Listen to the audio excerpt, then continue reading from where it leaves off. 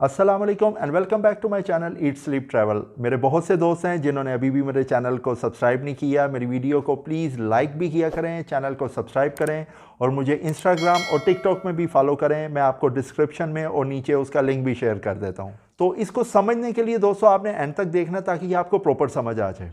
तो हम बात करने लगे हैं यूएस वीज़ा आपका रिजेक्ट हो जाए तो मैं क्या करूं। मुझे बहुत से सवाल आ रहे थे लोगों के। जैसे आपको पता है यूएस के बॉर्डर खुल चुके हैं और इतना ज़्यादा लोड है एम्बेसीज़ के ऊपर। मैं आपको बताता चलूं कि जो इंडिया के ऊपर जो अपॉइंटमेंट है वो 3 ईयर्स पे चली गई है। मोर देन 750 टू 900 डेज़ पे चली गई है।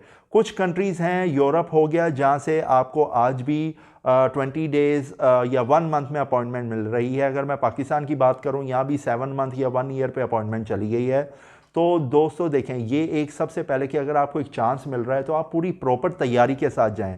मुझे अब ऐसे भी मैसेजेस आते हैं, ऐसी भी कॉल्स आती हैं कि आप बिलीव करें उन लोगों को शायद अपना नाम भी लिखना नहीं आता, लेकिन उनको अमेरिका जाना है और वो चढ़ जाते हैं एजेंट्स के हाथे और फिर लाखों रुपया लगा के अपना वीज़ा रिजेक्ट करके उनके फिर मुझे मैसेजेस आते हैं। तो मैं आपको बताता चलूं, जब आपका यूएस का वीज़ा रिजेक्ट हो जाए, मुझे एक सवाल आया था कि लोगों को जब रिफ्यूज़ हो जाए वो समझते हैं शायद हम दोबारा अप्लाई नहीं कर सकते या हम कितनी देर के बाद करें। तो मैं आपको सबसे पहले बताता चलूं, आप फॉर एग्जांपल आज आपका वीज़ा रिफ्यूज़ या रिजेक्ट हुआ है तो आप सेकंड डे भी अप्लाई कर सकते हैं। आपके पास 3 अटैम्प्ट होते हैं। 3 अटैम्प्ट आप same on the spot same day आप एप्लीकेशन बना के दोबारा भी अपीयर हो सकते हैं, इंटरव्यू दोबारा देने के लिए जा सकते हैं। थर्ड टाइम आपके ऊपर, थर्ड टाइम के बाद आपके ऊपर 6 मंथ का स्टॉप लग जाता है, या बैन कह लें कि 6 मंथ तक आप एम्बेसी में अपना वीज़ा अप्लाई नहीं कर सकते। लेकिन उससे पहले आप 3 टाइम कंटिन्यूस कर सकते हैं अप्लाई। आप इंटरव्यू के लिए जाते हैं, आप एक चीज़ आपने नोट की होगी कि जो आपसे जो इमिग्रेशन के होते हैं बंदे, आपसे इंटरव्यू ले रहे होते हैं, वो कंटिन्यूसली कीबोर्ड के ऊपर कुछ टाइप कर रहे होते हैं। तो वो बेसिकली आपके जब इंटरव्यू ले रहे होते हैं वो आपके ऊपर कमेंट्स लिख रहे होते हैं कि जब आप, अगर फॉर एग्जांपल आप इस इंटरव्यू में फेल हुए तो नेक्स्ट जो आपका इंटरव्यू लेगा उसके ऊपर वो उसको कमेंट लिखते जाते हैं आपकी वीकनेसेस के ऊपर, या उसको जो लग रहा होता है कि ये बंदे के ये पॉइंट्स कम हैं, वो उसके ऊपर जो है कमेंट लिखते जाते हैं ताकि जब भी आप नेक्स्ट टाइम जाएं उसको ये सारी डिटेल्स पता हो और वो आपसे उसके हवाले से सवाल करें।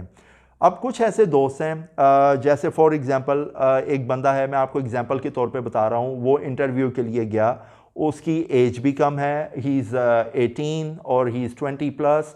तो उससे उन्होंने क्वेश्चन किया, जी आपका इनकम सोर्स क्या है। उसकी कोई प्रॉपर जॉब भी नहीं है या बिजनेस भी नहीं है, उसका फाइनेंशियल वो इतना स्ट्रॉन्ग नहीं है। तो वो कह देता है जी मेरे पेरेंट्स मुझे सपोर्ट कर रहे हैं।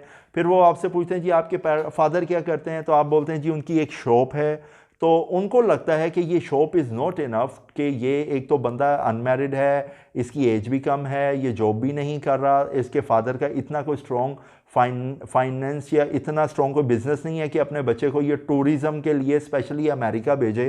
तो वो ये चीज़ें कमेंट में लिख देते हैं और आप जब भी नेक्स्ट टाइम जाएंगे उनके पास सिस्टम में ये चीज़ आ रही होती है और वो आपसे इसके हवाले से ही सवाल करते हैं। और अगर उनको लगता है कि जो फॉर एग्जांपल आप सेकंड टाइम पे गए हैं, उनके सिस्टम में कमेंट आ रहा है कि हमने उसने लिख दिया कि जी financial he is not strong, उसने उसके ऊपर कमेंट लिख दिया। तो जब आप सेकंड टाइम जाएंगे आप फील कीजिएगा कि आपसे सवाल उस चीज़ के ऊपर होंगे। ये मेरी बात याद रखिएगा, जो आपका इंटरव्यू ले रहे होते हैं वो देखते ही आपको पहचान जाते हैं कि ये बंदा एलिजिबल है या नहीं, या ये अपनी होम कंट्री में वापस आएगा या नहीं। मेन जो उनका मकसद होता है दोस्तों वो ये होता है कि ये बंदा जिसको हम अमेरिका का वीज़ा दे रहे हैं ये वापस आएगा या नहीं। तो जब आपकी एज भी कम है, आपके पास जॉब भी नहीं है, तो 110% वो कैसे आपको वीज़ा देगा। मुझे काफ़ी ऐसे मैसेजेस आ रहे थे लोगों के, जी मेरी एज इतनी है, I am 18, I am 17, I am 16, मैं 20 हूँ, मैं 22 हूँ, तो मुझे यूएस जाना है। यार वो आपको कैसे यूएस अलाउ कर दे। ऑलरेडी उनके ऊपर नो डाउट टूरिज़म की वजह से बहुत लोड है। कोविड के बाद जैसे बॉर्डर्स ओपन हो चुके हैं, एम्बेसीज़ के ऊपर बहुत ज़्यादा लोड पड़ा हुआ है। और अभी इन्होंने रिसेंटली एक ड्रॉप बॉक्स की भी एक फैसिलिटी स्टार्ट किया, उसके ऊपर एक मैं प्रॉपर वीडियो बनाऊंगा और आपको डिटेल में वो भी बताऊंगा वो किन के लिए है और वो किस तरह आपने करना है। लोगों का ये भी मानना होता है कि यार जैसे फॉर एग्ज़ाम्पल मुझे एक बार रिजेक्ट कर दिया गया है, चलो मैं अपना पासपोर्ट नया बना लेता हूँ, मैं अपना आईडी नया बना लेता हूँ, हालांकि उसमें मेरा वो पासपोर्ट नंबर चेंज हो जाएगा, आईडी नंबर चेंज हो जाएगा। लॉजिकली या देखा जाए तो कानूनी तौर पे इस तरह होता नहीं है। आप इतना ये इजी जॉब नहीं है कि आप अपना आईडी रिप्लेस कर लें, उसका नंबर रिप्लेस कर लें। और फॉर एग्ज़ाम्पल अगर आपने ऐसा कर भी लिया पासपोर्ट के हवाले से, तो जब आप उनके पास जाएंगे वो आपसे सिस्टम में पूरी डिटेल होती है, और एप्लीकेशन में आप अगर देखिएगा क्लियरली एक बॉक्स होता है जिसमें ये क्वेश्चन होता है कि आपका पासपोर्ट लॉस्ट या कुछ ऐसा हुआ है। जब आप वो करेंगे डेफिनेटली आप फॉल्स इन्फॉर्मेशन नहीं दे सकते। जब आप इंटरव्यू के लिए जाएंगे वो आपसे ये भी सवाल कर सकते हैं पुलिस रिपोर्ट दिखाएं, ठीक है। और एक और आपको चीज़ बताता चलो, आपकी इत्तला के लिए, ये चीज़ें इतनी सिंपल ये नहीं होती जितनी आप समझते हैं। जितना स्ट्रॉन्ग डेटाबेस और नेटवर्क यूएस का है, सब एम्बेसीज का होगा लेकिन यूएस का ज़्यादा है, ठीक है। और आपको शायद ये पता होगा, जब आप इंटरव्यू के लिए जाते हैं सबसे पहले आपके बायोमेट्रिक होते हैं, तो जो बायोमेट्रिक जब आप देते हैं तो आपकी तो डिटेल उनके पास आ जाती है। फिर चाहे आप पासपोर्ट अपना गुम करके नया बनाएं, चाहे आईडी अपना रिप्लेस करें, तो उनके पास आपकी A to Z डिटेल आ जाती है। तो आप किस तरह सोच सकते हैं आप उनको डॉज करें। अब हम बात करते हैं कि वीज़ा रिजेक्ट हो गया, अब करना क्या है। देखें दोस्तों, वीज़ा जब तक रिजेक्ट हो रहा है आप 10 दफ़ा करें, जब तक आप पे वो परमानेंट बैन नहीं लगाएंगे। वो हो सकता है आफ्टर टेस्ट 10 अटैम्प्ट्स के बाद आप सेम चीज़ को रिपीट कर रहे हैं, तो डेफिनेटली फिर वो आपके ऊपर बैन भी लगा सकते हैं। हो सकता है वो आप पे 1 ईयर का बैन लगाएं, 6 मंथ का लगाएं, या 4 ईयर या 5 ईयर, ये डिपेंड करता है जो आपका इंटरव्यू ले रहा है और उसके पास इतने राइट्स होते हैं।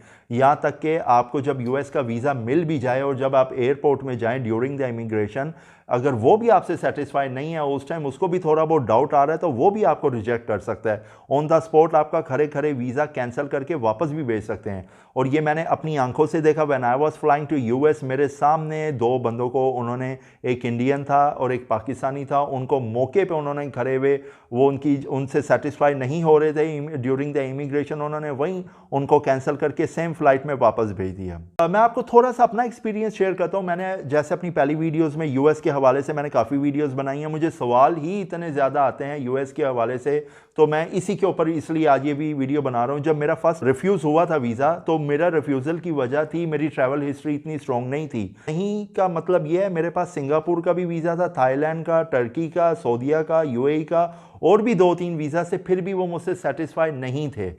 तो मैं अपनी पूरी तैयारी करके मैंने 1 साल के बाद अप्लाई किया। उस टाइम के अंदर मैंने यूरोप ट्रैवल किया, जापान ट्रैवल किया, कोरिया ट्रैवल किया। उसके बाद जब मैंने अप्लाई किया, मुझसे उन्होंने 80% जो मेरे क्वेश्चन थे ट्रैवलिंग के हवाले से पूछे। तो दैट्स मीन उनके पास जब वो टक टक लगे होते हैं, हमें तो लग रहा होता है ना वो कीबोर्ड में क्या टाइप कर रहे हैं, वो बेसिकली आपके ऊपर कमेंट्स लिख रहे होते हैं कि जो नेक्स्ट आपका इंटरव्यू ले वो आपसे इसके हवाले से सवाल पूछे जिसके ऊपर उसने कमेंट लिखे होते हैं। तो अब मैं आपको बताता हूं दोस्तों, आपका फॉर एग्जांपल वीज़ा रिफ्यूज़ हो गया, परेशानी की कोई ज़रूरत नहीं है। आप जब सेकंड अप्लाई करें तो प्लीज़ अपनी तैयारी के साथ जाएं। अगर आप स्टूडेंट वीज़ा अप्लाई कर रहे हैं, F1 या मेडिकल की बेस पे कर रहे हैं, B1 B2 बिजनेस या टूरिज़म के लिए कर रहे हैं, तो प्लीज़ अपनी प्रॉपर तैयारी के साथ जाएं, जल्दबाजी ना करें। ये मैं मैसेजेस में भी लोगों को समझाने की कोशिश करता हूं, लेकिन जब वो एक बात रिपीट करते हैं मुझसे, वो हाँ सुनना शायद चाहते हैं, लेकिन मेरी कोशिश होती है मैं उनके साथ सच बोलूं, हाँ या ना में। तो जब मैं उनको सच बता रहा हूँ तो लेकिन वो मेरे मुंह से हाँ सुनना चाहते हैं, नहीं कि किसी तरह मैं हाँ बोल दूँ। मैंने तो वीज़ा नहीं देना, मैं तो बैठा ही हूँ आपको गाइड करने के लिए, आपकी हेल्प के लिए। तो मैं आपको सच्ची बात बताता हूँ, तो प्लीज़ उसको फॉलो भी किया करें। आप नहीं करते फिर आपका दोबारा रिजेक्ट हो जाता है। तो प्लीज़ आप अब जब सेकंड टाइम अप्लाई करें पूरी तैयारी के साथ, जिस रीज़न के ऊपर आपको रिफ्यूज़ किया गया या आपको वापस किया गया, उस कमी को पूरा करें। जैसे मेरा रिफ्यूज़ हुआ था ट्रैवलिंग की बेस पे, मैंने अपनी ट्रैवलिंग इतनी स्ट्रॉन्ग कर ली कि मैंने उनको मौका ही नहीं दिया कि वो मुझसे दूसरी बात करें, ठीक है। अगर किसी को फाइनेंशियल के ऊपर वो करते हैं, आप कोशिश करें कि आप अपनी बैंक स्टेटमेंट या अपनी जॉब या अपना बिजनेस को इतना स्ट्रॉन्ग कर लें, ये पैसों की इतनी अच्छी रोलिंग कर लें कि वो उस हवाले से आपको रिफ्यूज़ ही ना करें। तो आप उनको खुद मौका ना दें, वो बैठे हुए हैं उधर हमें वीज़ा देने के लिए। मैंने जैसे भी पहले भी बताया था, वो चाहते हैं हम उनकी कंट्रीज़ में जाएं, घूमें फिरें, उनकी इकनॉमी को स्ट्रॉन्ग करें। तो वो कैसे आपको रिफ्यूज़ कर सकते हैं। देखें, अगर एक बंदे को देख के ही जज हो जाता है तो वो कैसे वीज़ा दे दें। फॉर एग्जांपल मैं मैसेजेस की बात करूं, मुझे इतने ऐसे मैसेजेस आते हैं कि उनको इंग्लिश तो आप छोड़ें चले, नो प्रॉब्लम, आप ट्रांसलेटर ले लें, उनको हिंदी या उर्दू या उनकी जो मदर लैंग्वेज है उसमें उन पे कॉन्फिडेंस, उनको अपने आप पे कॉन्फिडेंस नहीं है बात करने का। सो बेसिकली उनका मकसद होता है कि आप कितने टाई अप हैं, आप जो कि हैं, जो हम आपको अगर वीज़ा देते हैं आप वापस आएंगे या नहीं। तो मेरी आपसे रिक्वेस्ट है, प्लीज़ ये वीडियो मैं इसीलिए बना रहा हूँ और ये स्पेशल मैंने अपने मैसेजेस को मद्देनज़र रखते हुए ये वीडियो का टॉपिक चुना कि यार ये लोगों को मैं इन्फॉर्मेशन दूं कि प्लीज़ अपने आप को थोड़ा स्ट्रॉन्ग करें, जल्दबाजी ना करें यूएस वीज़ा, क्योंकि ज़्यादा रिजेक्शन, जितनी आप रिजेक्शन आपको लगती जाएंगी आपकी फ़ाइल वीक होती जाएगी और इसका साइड इफ़ेक्ट आपके लिए है। मुझे इससे कोई मकसद नहीं है, ना तो मुझे कोई लालच है, ना मैं किसी से कोई पैसा मांगता हूँ, ना मैं पैसा लेता हूँ, ना मैं एजेंट हूँ। तो मैं आपको अगर गाइड कर रहा हूं या कोई एडवाइस दे रहा हूं, अगर आप उसको नहीं मानते या आप उसको फॉलोअप नहीं करते तो फिर आप अपनी गलती के आप खुद जिम्मेदार हैं। तो दोस्तों, thank you so much for watching eat sleep travel. ये वीडियो आज मैंने जो बनाई, आई होप आपको ये अच्छी लगी है और ये आपको जो मैं समझाना चाह रहा था, ये मेरा जो टॉपिक था, आपको समझ आ जाए मेरी बात। प्लीज़ मेरे चैनल को लाइक करें, सब्सक्राइब करें, शेयर करें, मेरे इंस्टाग्राम और टिकटॉक पे भी मुझे फॉलो करें। और प्लीज़ आप लोगों से रिक्वेस्ट है, जो मैं नंबर शेयर करता हूँ इसमें मुझे कॉल ना किया करें, मैं जवाब सबको देता हूँ, जैसे मैं हमेशा बताता हूँ।